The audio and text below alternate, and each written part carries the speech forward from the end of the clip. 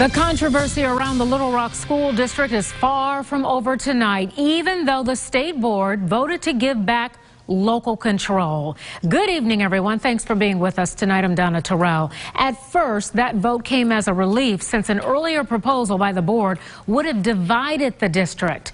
That sparked protests, with critics fearing it would segregate schools. But many people still left that meeting angry.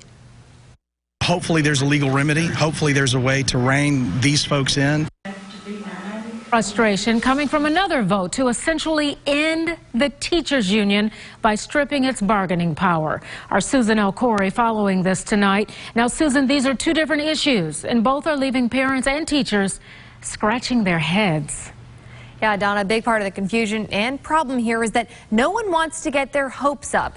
Many felt slighted by the vote to end the union, to the point they're now questioning the local control vote and wondering if the other shoe is going to drop. It seemed like a sleight of hand that this was all, kind of calculated from the beginning. For the second day in a row, Ryan Davis is back at the State Board of Education, not for a meeting, but to try and figure out what's going on with the Little Rock School District. I'm cautiously optimistic. He was one of dozens who sat and watched the board unanimously vote to give back local control. Motion carries unanimously.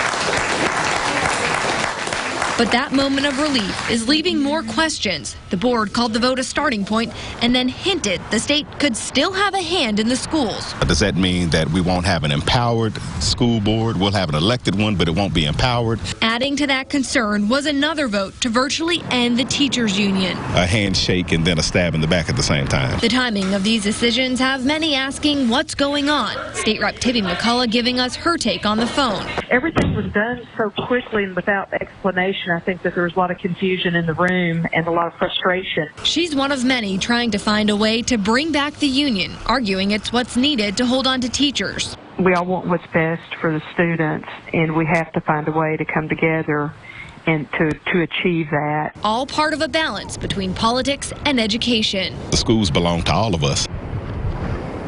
About 70% of teachers are members of the union. They're talking about meeting next week to just figure out where to go from here. Back to you. All right, Susan, thank you. Of course, we will be following developments in the coming days and weeks. You can follow us on air and online at fox16.com for the very latest.